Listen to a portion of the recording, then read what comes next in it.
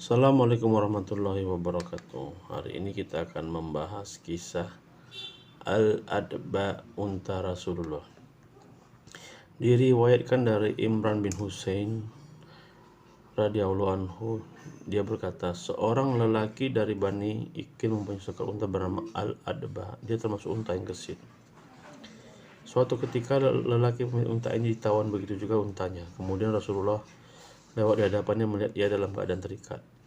Ketika itu Rasulullah mengendarai keledai yang di atasnya terdapat kain lusuh. Pemilik unta itu bertanya, wahai Muhammad, atas dasar apa engkau menawan aku dan mengambil untaku? Rasulullah SAW menjawab, kami menangkapmu karena dosa sekutumu, kabilah Sakib. Pada saat itu kabilah Sakib telah menangkap 2 orang sahabat Nabi SAW. Terdapat satu riwayat pula bahwa lelaki pemilik unta itu berkata, aku telah masuk Islam. Maka Rasulullah pun berkomentar, jika engkau benar berkata demikian dan seluruh urusan berada dalam kekuasaanmu, maka engkau benar-benar beruntung. Kemudian Rasulullah SAW meninggalkannya, namun ia berkata, wahai Muhammad, aku lapar dan haus, berilah aku makanan dan minuman. Lalu Rasulullah bersabda, inilah kebutuhanmu. Kemudian ia ditebus dengan 2 orang sahabat Nabi. Hanya saja Rasulullah tetap menahan Al-Adba, unta milik orang itu. Suatu ketika orang-orang musyrik menyerbu dari ketinggian kota Madinah dan berhasil membawa lari Adba. Mereka juga menawan seorang wanita muslimah, dan jika mereka turun dari bukit itu, mereka melepaskan unta-unta mereka. Pada suatu malam, seorang wanita muslimah tersebut bangun saat semua kawannya tertidur pula. Setiap kali dia mendekati unta, selalu saja unta itu berteriak. Maka ia pun mendekati Al-Adba. Perempuan itu berhasil menundukkan unta ini, lalu ia menungganginya dan membawa lari ke arah Madinah. Perempuan ini bernazar, sekiranya Allah menyelamatkan dirinya dengan naik unta tersebut, ia akan menyembelih unta yang ditunggang itu. Tetapi setibanya di kota Madinah, orang-orang mengenali unta tersebut. Mereka berteriak, itu unta Rasulullah.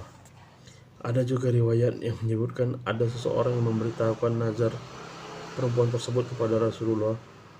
Ada juga yang mengatakan bahwa perempuan itu lalu mendatangi Rasulullah dan memberitahukan nazarnya. Kemudian Rasulullah SAW bersabda, alangkah buruknya balasanmu kepada unta ini, atau alangkah buruknya balasannya. Sekiranya Allah menyelamatkan perempuan itu, dia akan menyembelih unta.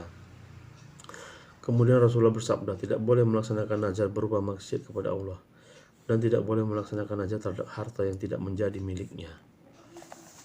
Pelajaran dapat dipetik yaitu anjuran untuk memperlakukan tawanan dengan baik dan mengasihinya, menjelaskan tawaduk Nabi dan kasih sayang kepada orang lain. Manusia menghukumi seorang hanya berdasarkan yang zahir, untuk yang batin diserahkan kepada Allah.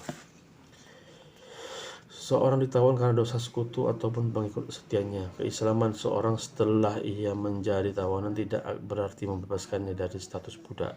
Keberanian seorang wanita dan kecanggihan strategi yang disusunnya tidak boleh mendasar melaksanakan nazar berupa maksiat kepada Allah.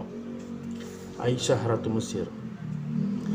Dari Abu Hurairah bahwa Rasulullah SAW bersabda, sesungguhnya Fir'aun mengikat istrinya dengan besi sebanyak 4 ikatan pada kedua tangan dan kedua kakinya. Jika ia telah meninggalkan Aisyah terbelenggu, maka para malaikat menaunginya. Ketika itulah ia berdoa kepada Allah, ya Rabbku, bangunlah untukku sebuah rumah di sisimu dalam surga, dan selamatkan aku dari Fir'aun dan perbuatannya, dan selamatkanlah aku dari kaum yang zalim. Kemudian diperlihatkan untuknya tempat tinggal dalam surga. Pelajaran dapat dipetik yaitu iman yang benar tatkala menghadapi cobaan dan siksaan yang setiap saat menghadang seorang mukmin dalam kehidupannya. Orang kafir selamanya dan memendam rasa iri pada orang beriman. Pertolongan Allah senantiasa diberikan kepada orang-orang mukmin. Sebagian dari hamba Allah lebih memilih kenikmatan di akhirat daripada dunia. Maha santun dan lemah lembutnya Allah, penetapan karomah untuk para wali Allah yang soleh. Oke, ini saja hari ini. Semoga bermanfaat. Jangan tinggalkan sholat, jangan lalaikan sholat. Banyak bersedekah, banyak berzikir, berbakti kepada orang tua, banyak bersilaturahmi, menolong yang susah, membantu anak yatim. Semoga kita semua selalu dalam lindungan Allah dan Allah ridho kepada kita, karena semua tindakan baik itu atas izin Allah, dan kita bisa terhindar dari perbuatan jahat juga karena rahmat Allah. Assalamualaikum warahmatullahi wabarakatuh.